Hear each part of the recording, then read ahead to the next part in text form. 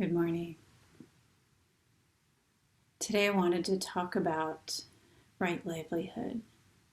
Last week I talked about right speech, and my motivation last week was to talk about right speech, and I realized it entered us into the Eightfold Noble Path. So today I want to continue along those lines and speak about how we live right livelihood or right living. This is something that's been on my mind a lot in the past few months. So I thought I would unpack it a little bit here and talk about some of the basic components of it, as well as some of the differences between lay and ordained as we look at right livelihood.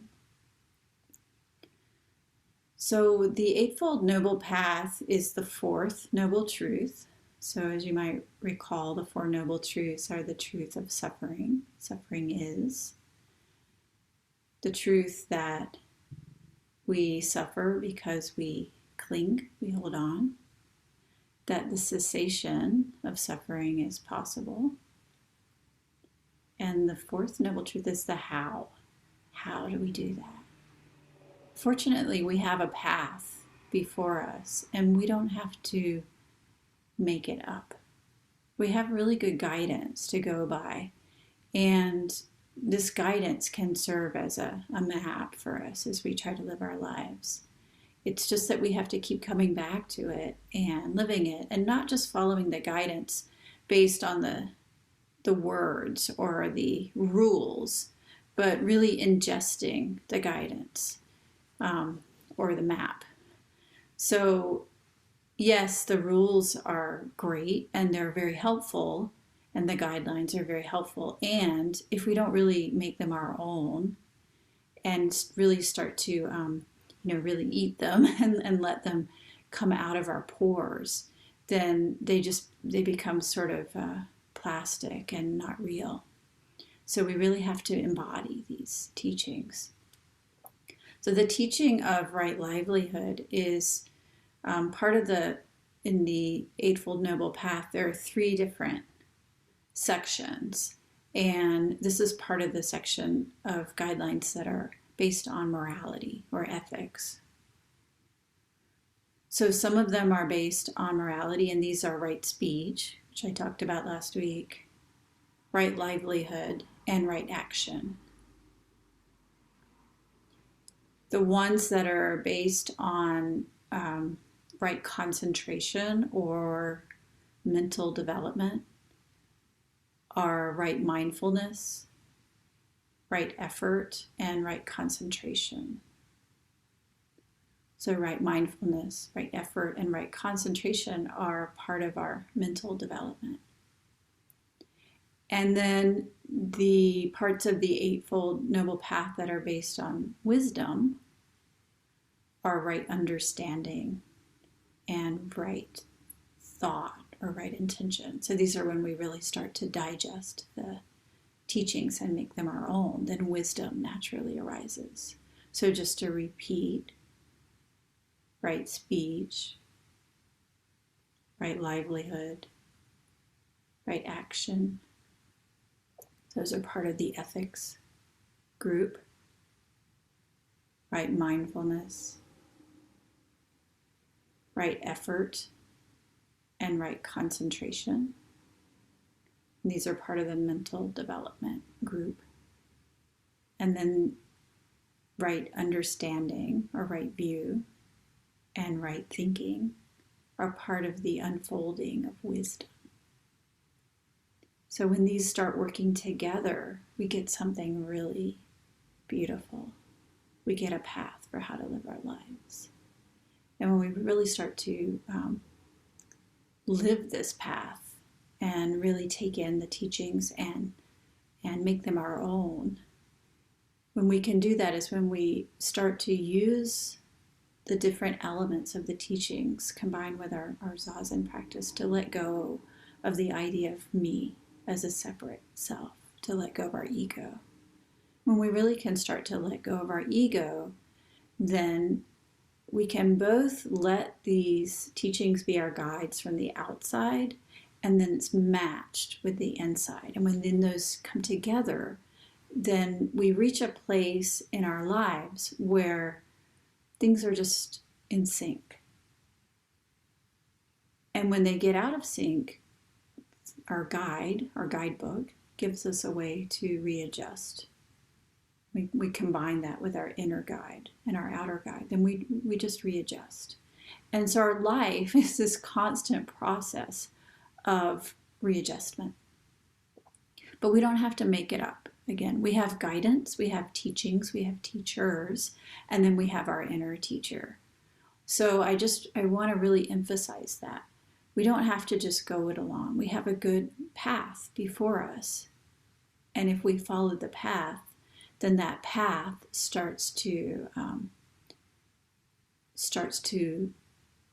lead us from the inside out. So this can be quite beautiful. So right livelihood, let's go back to that. So how are we living? And of course this comes to what kind of work are we doing, or what are we doing to get by in this world? So the basic principle, just like anything else, is non-harm. So we really want to keep this at the center, not causing harm and only causing benefit. So not causing harm can seem very simple on its surface. Just very, okay, I don't want to cause harm. But non-harm has ripples that go out really wide. So we have to start just thinking about our own actions and not harming, but then we also have to, as we continue to let go of our ego, then the ripple effects of everything that we do start to become more and more clear. And then we start to really understand our place within the interdependence of all things. So in terms of right livelihood, we can ask ourselves always, am I in alignment with my core values? And to know our core values, to answer this question, we have to know what those are.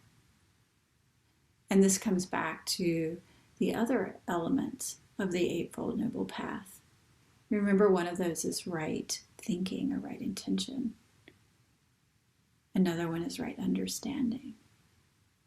Another one is right concentration. So to answer the question, am I in alignment with my core values in terms of my livelihood, we have to really know what our core values are. And this is what our practice offers us. As we sit in Zazen and really see our thoughts arise, let go of our thoughts, return to our breath, allow our mind to still, then all the external chatter and the internal chatter start to still. And we can allow the truth to very naturally arise with guidance. And in this way, we come to know our core values. And the more we know our core values on a level of a deep knowing, the more those can lead us through every situation in life. They become like just a little compass inside of us. We talk so much in the last few years about a moral compass. This is our moral compass. And when that compass is a little off, sometimes we don't really think about it. We feel it. We feel this sense that something's a little off here and I need to readjust. And this is our practice in action, our practice really waking up for us. So if we feel that sense of something doesn't feel quite right, pay attention to that. It doesn't have to be a pronouncement, but we can make it a question mark. Is something not quite right? Then we come back to our practice, our Zazen practice, our practice in the world, and allow the teachings combined with our inner teacher, really start to answer that question mark for us. Without our practice, the question mark doesn't come up so readily. So that little something's not quite right, something's a little off, which is another word for dukkha, for suffering, that teaches us, oh, something's not quite right. I need to readjust. How am I going to do that? Oh my gosh, that's a huge question. Oh, well, I have a path, so I can follow the path. Oh, I have my zazen practice. I can follow that. And we forget this every day of our lives. We forget it over and over and over. And fortunately, we have a community, and our community reminds us. Sometimes they remind us out of their mouths. Sometimes our community reminds us when we have conflict. And sometimes our community reminds us just by showing up. This is why the Sangha jewel is so important in our life. We keep each other in line. We reflect each other's Buddha nature back to each other. So when we ask ourselves, am I in line with my core values? Am I causing harm? Am I living by the principle of non-harm? Am I acting with compassion and treating others well? Are my actions beneficial? Then we have the help of our entire, of course, our practice community, but then again, coming back to those ripples, the entire world to reflect back to us. So we know when things are not in alignment, then that gets reflected back to us in so many different ways. Through conflict, through feeling wrong, through anger, through, different things. And those are valuable clues if we use them. So work is not just about making money and getting by in the world. Of course, that's the core principle. We have to have a place to live. We have to have food. We have to have safety to be able to practice. This is really crucial. And our work doesn't have to only be those things. And hopefully it will be much more than that. Are we doing our job? Are we doing a job in a way that reflects our core values? How do we show up? Even if we have a job where we're just, Mother Teresa going around caring for orphans, if we have a job where we're really serving based on the principles of compassion, for taking care of dying people or little kids, or, helping to earn money for those who don't have enough, whatever our job is, no matter how amazing of a job we think it is. In principle, if we are not kind, if we don't treat each other well, if we don't speak to each other well, then we're still not within the principles of right livelihood. So in this way, all of the Eightfold Noble Path works together. For monks and nuns, the teachings on right livelihood are very spelled out. So there are things that we can't do. We can't sell arms or weapons. We should not engage in the slave trade. We should not sell or deal in meat, selling meat. We should not sell alcohol or drugs or poisons. And we should not do a job that is about making prophecies or fortune telling. So these are the classic rules for monks and nuns. Don't sell weapons. Don't engage in the slave trade. Don't deal with meat and the killing of animals. Don't deal in alcohol or drugs or other poisons. And don't deal in fortune telling. So that's it. But remember I talked about the ripples? So that those core principles. It may seem really simple. Okay, I am not selling a gun. No way, I don't own a gun, I'm not going to have a gun, and I'm not going to sell a gun. But what about other ways that we contribute? Our investments contributing to the sales of weapons? Are we supporting an organization that's invested in weapons? You can see how it can just go out forever. And if we don't have a consciousness of this, then we can't start to wrestle with it. It's the wrestling with it that gives us like life. We don't have to see it as a unsolvable puzzle. We can see it as an engagement with life.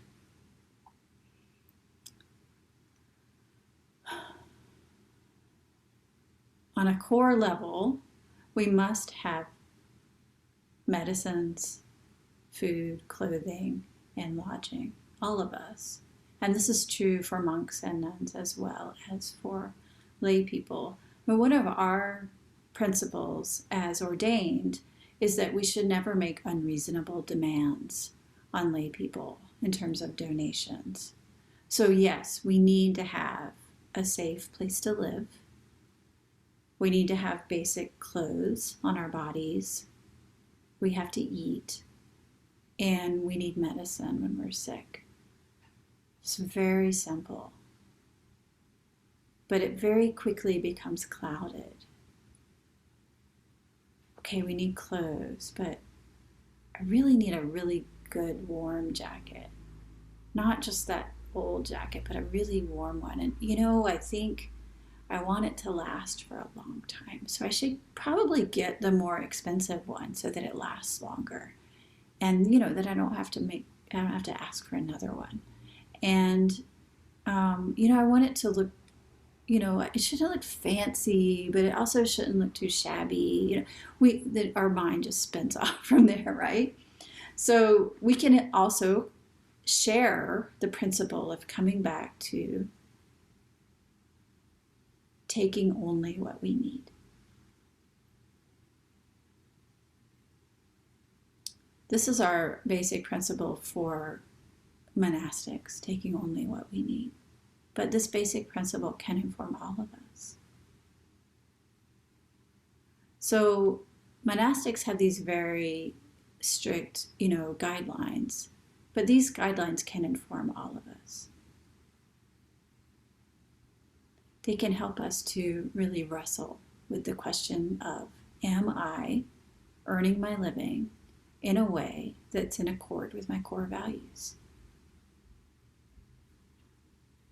Great question, right? So we have what we need to engage with that question, but we have to do it. We have to engage with it.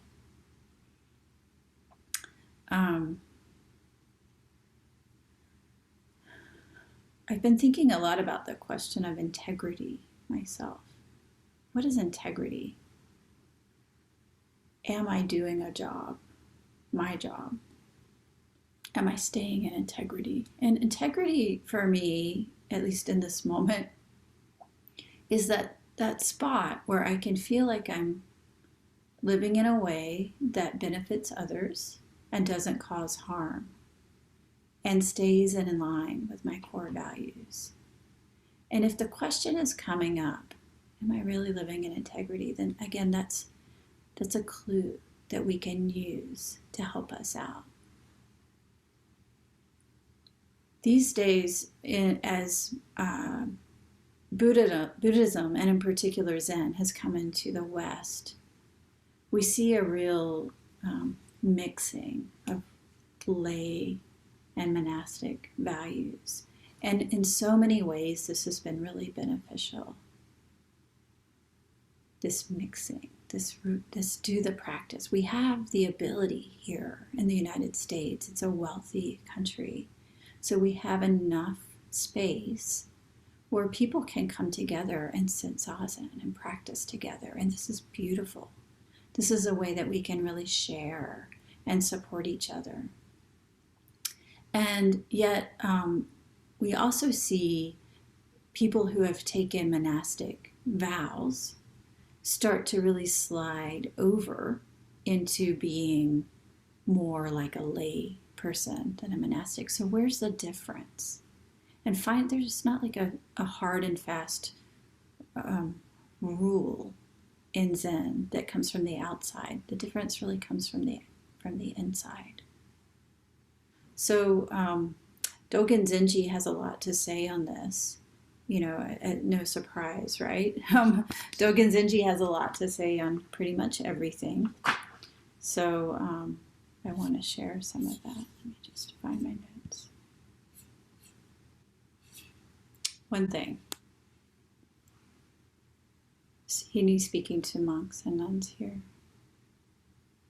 You students of the Buddha Dharma, even though you've left home and renounced the world, you should not wish an easy life, even for a moment. Though in the beginning it might seem advantageous, later on it will be the cause of great harm. So following the way of monks who have left home, we should fulfill our duties, and throw ourselves into our practice. Fulfill our duties and throw ourselves into the practice. How do we do that? We follow the demeanor and behavior prescribed in the precepts. And if we do so, our bodies will be at ease and our behavior will be appropriate. We won't disturb others. We should abandon any self-centered views and thoroughly follow Buddha's precepts. So these sound pretty similar, don't they? Of course, Dogen has more to say. I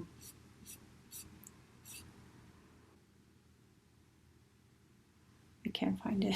I'm sorry. Let me just say what I want to say then. So Dogen talks about when ordained people want to become sort of stealth lay people by not shaving the head, not wearing the robes. So what I want to say has to do with that. Let me come back. When we take on the vows as monastics, we take on the weight of the vows. And this is not something that we take lightly. We shave our heads, we wear robes, not just as a thing, but as a symbol of the vows that we're taking, and a symbol of the weight of responsibility that we carry. And when we don't have this, then we don't have that outer reflection of our inner vows. So I'm thinking a lot about, when I was a layperson living in Japan, there was a restaurant I liked to go to, and they had pasta, which was at that time still not so common to find there. So I'd get really excited. If I had a hard day at work, I would stop off and go to this little restaurant that served Italian style pasta. And by that time I was practicing regularly as a layperson in the local monastery. And so some of the monks knew me. And I sat down and I was eating, and there were a few other people in there at the counter, but I didn't, nobody I knew. And the other guy at the counter turned to me and he was like, my name wasn't Tenku then, but he was like, Tenku-san. And I was like, who? Like, I don't think I know you. And he was like, Tenku-san, Tenku-san. And I was like, I don't get it. And so then he had a hat on, so he pulled off his hat. And he was like, it's me. And his whole head was bald. And I was like, oh my goodness, Georgie-san, I know you now. And so that really, that speaks a lot to me, because why did he have a hat on? He had a hat on because he had snuck out of the monastery, and he was drinking a lot, and he was flirting with the server in the restaurant, and he really wanted to be in a different world. So he was hiding who he was so that he could be in a different world. And I think that's really what I most want to say is we don't have to hide who we are.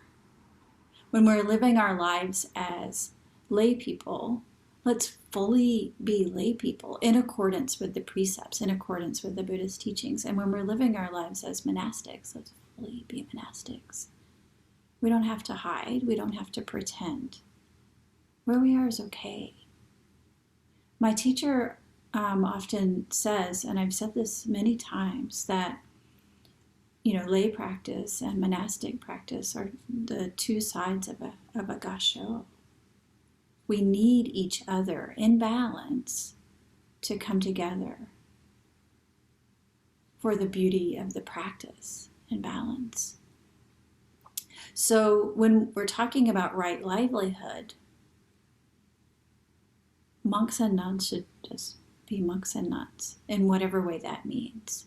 And yeah, some of us have to do work jobs that are in society, and those should absolutely be in accord with our vows as monks and nuns.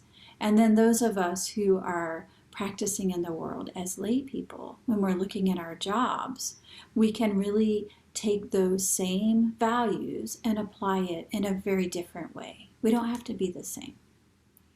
So in terms of right livelihood, ask yourself, is my work of benefit?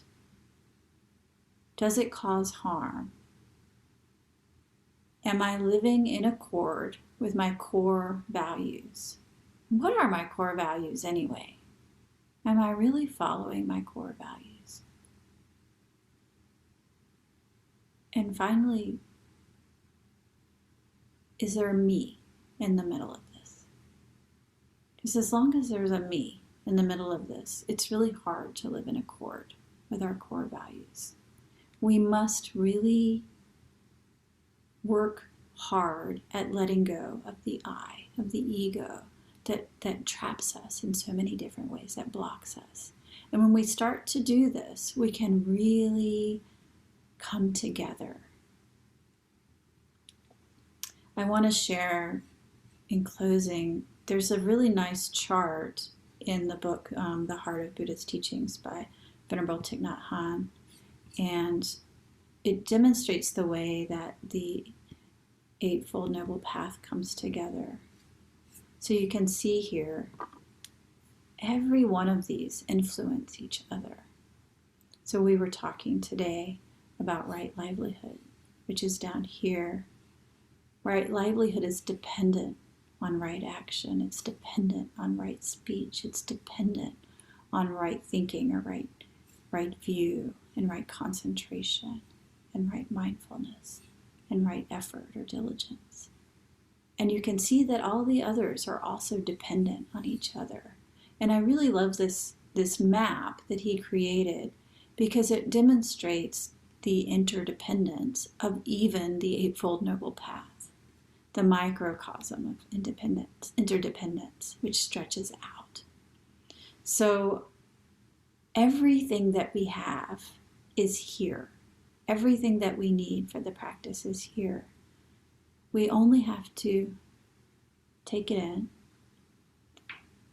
eat it like a snack, tasty snack, and start to digest it. And then it's natural fuel for us. It's already here. We don't have to invent it. So thank you so much.